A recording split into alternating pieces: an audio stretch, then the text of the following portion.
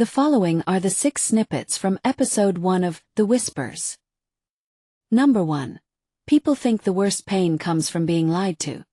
But no one warns you about the pain of knowing too much. Number 2. Silence can protect, but it can also destroy. That is, the truths we bury to keep peace eventually crack the walls we built to keep love in. Number 3. Love does not always guarantee loyalty. That is, when the lines between blood and love blur, sometimes love loses. Number 4. The truth isn't always liberating, it can be dangerous. Some truths don't set you free. They put a target on your back. Number 5. Family doesn't always protect you, sometimes they're the ones who break you. Blood ties can turn into chains when power, legacy, and secrets are at stake. Number 6. Trust your instincts, even when the truth feels unsafe. In a space full of lies, your intuition might be your last form of protection. Now, let's proceed to episode 2, The Hand Behind the Mirror, narrated by Zara Aman. Lesson 1. Be careful, the person you think you know might be hiding something. Things that seem safe or friendly, like someone you know, can still be hiding a dangerous side. Intro. They say the mirror never lies. But in my house, even reflections are hiding something. This is not just about family anymore. Someone wants us to destroy each other. And the worst part, they've already started. After the break-in, I couldn't sleep. Checked the locks. Checked them again. I left the lights on. I kept a metal rod by the bed. But fear isn't just about what's outside. It's about what starts to grow inside you. Doubt, confusion, guilt. Why did I ever tell Faison anything? Why didn't I burn that envelope? I replayed every moment over and over. But what haunted me the most was my father's voice that night, whispering. Who else did you tell? Not what did you find, but who did you tell? That meant he already knew something, or someone was watching us all. The next day, I tried to visit Rafia Salim in the hospital. They said she was transferred. No forwarding details.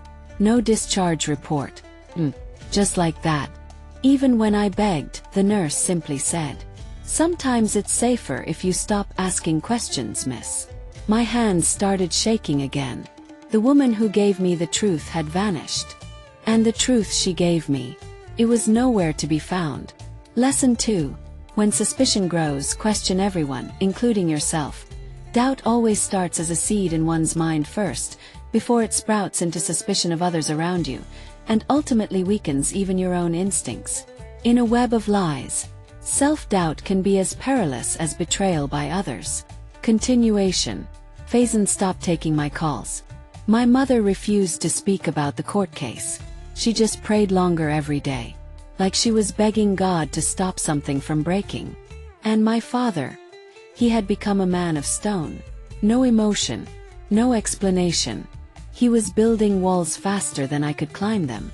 So I turned to the only person left who still looked me in the eye. My younger brother, Denial.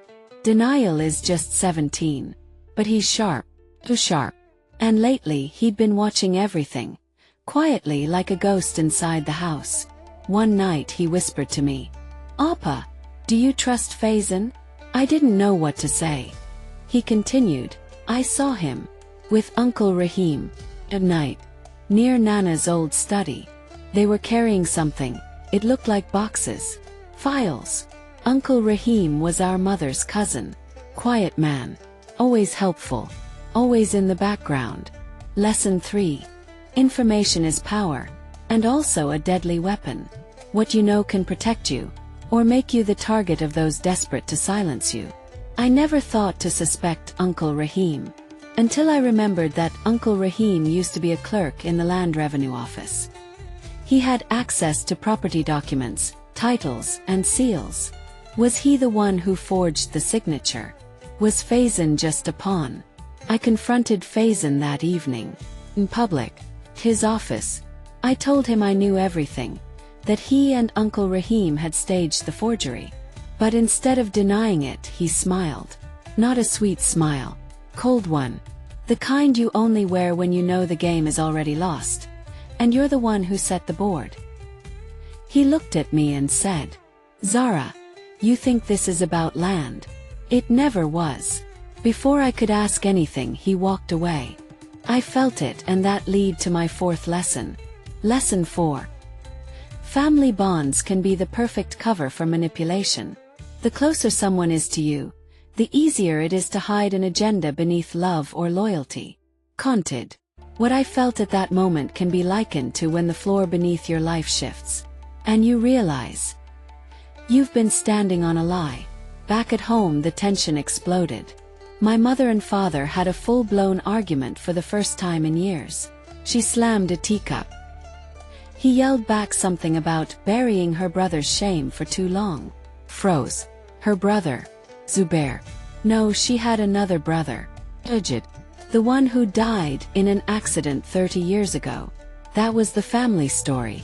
But now, I started to doubt everything. I searched the family archives. Letters, wedding photos, funeral pamphlets. There was no funeral for Sajid. No certificate. No obituary. Only a single passport photo. Stamped. Deported from Malaysia. 1994. Then it hit me like a punch in the chest. Sajid never died. Sajid was erased. And something told me he wasn't gone. Because the red ink on my mirror, the handwriting matched a birthday card I once found in my father's drawer. Signed Sajid by. All this time, the ghost in our house wasn't a ghost. He was real, and maybe he was watching all of us, and this led to my fifth lesson. Lesson 5. Once you lift the curtain, you can't pretend you don't see what's pulling the strings. Discovering the orchestrators and their motives changes my world permanently. I, Zara, can never return to innocence. I must navigate a house where every shadow might conceal a player in the game. Then came the real twist. 2 days before the next court hearing, someone leaked evidence online. Scans of confidential property files. Even footage of my father in a heated argument, secretly recorded from inside his chambers. The media went wild. But someone was planting this information. And that someone had access to all sides. Not just my family. Not just Zubair's lawyers. Someone was pulling every string. And none of us knew who. Parcel arrived at our doorstep that night. No name.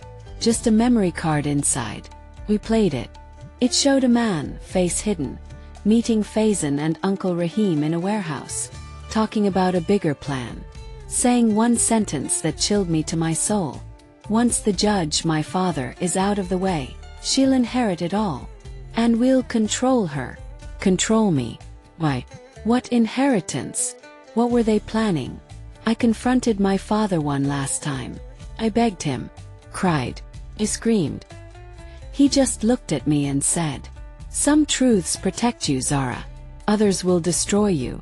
If you open the next door, don't expect to come back the same." That night I heard a noise outside my room. Opened the door. A letter was lying there. No stamp. No envelope. Just a single line. "The one you're looking for is already inside the house." I didn't sleep. 'Cause now I knew. It wasn't just the uncles. It wasn't just the cousin I loved. It wasn't even just a family feud. It was a trap. A deep, deliberate game. And someone inside this house, someone I trusted, is playing me like a piece on their board. This incident left to be ponder about the following statement. They say you should never tell people what they don't need to know. I meditated on that statement deeply and came to the worrisome conclusion. But what if you're the one who was never supposed to know in the first place? The next morning, my father collapsed in court. Some said it was a stroke. Some said it was poison. And as they wheeled him out, I saw it. Faizan standing near the crowd, smiling again. But this time he wasn't smiling at me. He was smiling at someone behind me. When I turned around, I saw her. A woman in black, holding a file, and wearing my mother's wedding ring. Who could this be? Subscribe to this channel, Untold Realities, and put on notification for the next episodes on The Whispers. Don't forget to share, like, and drop a comment if you can relate to the lessons in the story. You can drop your comment if you have similar experiences and what it taught you. Thanks for watching.